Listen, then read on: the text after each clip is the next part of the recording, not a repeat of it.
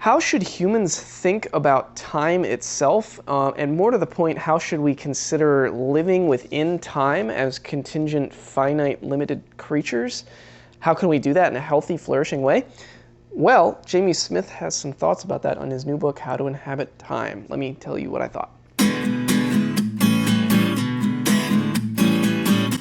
Welcome to Books and Big Ideas, what I'm reading, what I'm thinking about, with Joel Wentz.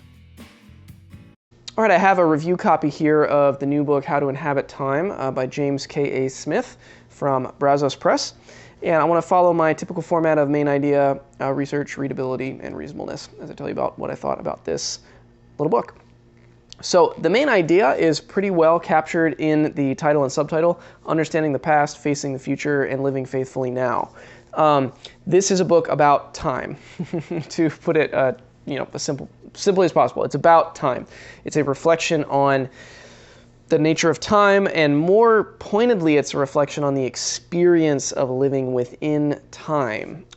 Jamie Smith is within a particular branch of philosophy that focuses on more existential and experiential questions. So this is not, and I'll probably say more about this in a little bit at the end, but this is not a philosophical, it's a philosophical book, but it's not primarily a philosophical argument or a philosophical dissection or analysis of time as a concept. It's not trying to make any sort of argument about time as such. It is an examination and a reflection on living within time, on the experience of being human and being aware of time and being aware of the passage of time and living within time in the healthiest possible way.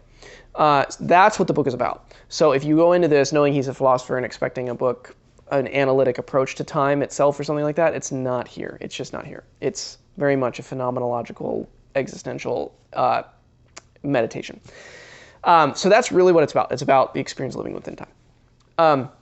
The research behind it, I'm not going to say too much about this because the style, I'll talk about the style in a second. The style of the book is not primarily research-based or not primarily making like a scholarly academic argument. The style of the book is much more meditative, reflective, and exploratory. That being said, Jamie Smith is a really solid philosopher, and particularly, I mentioned this already, particularly he comes under kind of that existential and phenomenological stream of philosophy. So he pulls on people like Husserl, he pulls on people like Kierkegaard, Heidegger. So he does quote these philosophers, he does pull on philosophical concepts, he does research in that sense. And it is easy to find the sources and stuff that he's drawing on, but it's not primarily like the research is not foregrounded. It's not the type of book it's trying to be, and it's not the style of the book. So it is really solid research in terms of a philosophical perspective, but it's not a journal article or an academic piece or something like that, in which you might kind of be more primarily concerned about the research, if that makes sense. Hopefully that makes sense. The readability of it. This is for me my absolute, no questions asked, favorite aspect of this book is the sheer readability of it. It is I would honestly say it's a gorgeously rendered book. It is so wonderfully written. And I've read a good bit of Jamie Smith's work, and this to me easily is his best written stuff. I just think, and I think he's a good writer. All his other stuff is well written, but this is just at another level in terms of sheer wordcraft, I would say. I think it's just a really beautiful piece to read, and it's meditative. It's intentionally meditative. There are literal meditations in between the main sections of the book, where he thoughtfully responds to some scripture selections from Ecclesiastes, which is just a perfect selection. But each chapter, stylistically, each chapter reads like its own self-contained meditation or reflection on kind of one aspect of living within time. And they're so beautiful. I was honestly deeply moved. This doesn't happen to me a lot, particularly with nonfiction, more philosophical fiction like that, or philosophical nonfiction. I was emotionally engaged and moved, profoundly moved. Part of that might have to do with my season of life that I'm in as I read it, which I'll say more about in a minute. But it's just a beautifully written book. It's easy to read in that sense. It draws you through because it's so well written, even though it's deeply philosophically seasoned. But that does not make it hard to read at all. Concepts are easy to understand. He's just a wonderful writer I would say at kind of the apex of his craft in this book. So that's the readability. which is lovely and wonderful. Finally, the reasonableness. Typically when I approach the reasonableness of an argument, I'm kind of thinking about the case the author is making and responding to it and maybe pointing out if there are some gaps I see or something like that. This book doesn't exactly fit into that kind of reasonableness, typical reasonableness response because, like I said, it's more of an exploration and a meditation, and it's not so much a like open and shut case or argument. That being said, I do want to talk a little bit about just how I reacted to the book. I loved the book, and I found it really impactful in terms of reflecting on the nature of one's creaturehood, reflecting on the nature of one's contingency, the fact that I am a human that is finite, mortal, that the passage of time is something I experience, but I don't stop and think about much. I don't think much about what it means to live fully and faithfully in this present moment as it is a moment in time that is passing.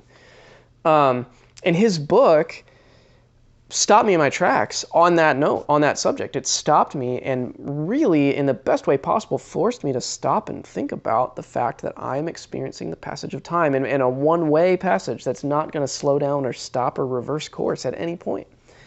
Not many books have caused me just to, in the act of reading them, to stop and take stock in such a way as this book did.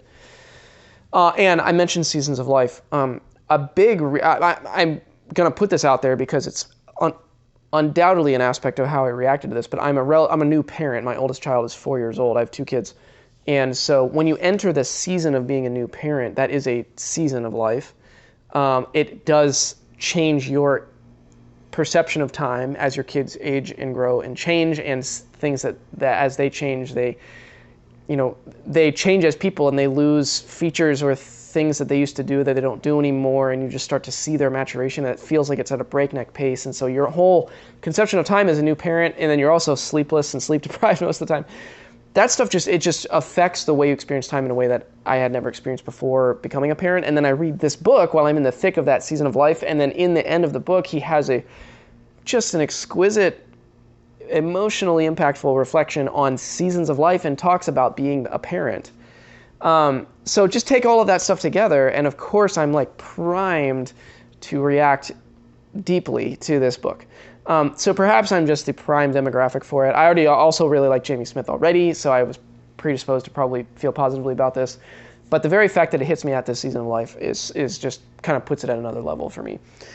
So I'm saying all that to say, if you have any of those experiences, if you're maybe a new parent or thinking about becoming a parent, or if you're just in a season of life that's challenging or has stretched you in a way you didn't expect, some sort of chronic pain or illness, or I don't know, anything like that, if you've experienced your finitude and your mortality in a new way, and you've just sensed that you're experiencing time in a different way, this book is just an absolute grand slam, easy recommendation for you to absolutely pick up now and read it now. It's so good and perfect for someone in that experience. And it's written by a wise guide who is philosophically informed, but as he talks about personally in this book, has been through really personal trial and done a lot of inner work with therapy to put language to those experiences, which is why another reason why I think this book is so successful and effective.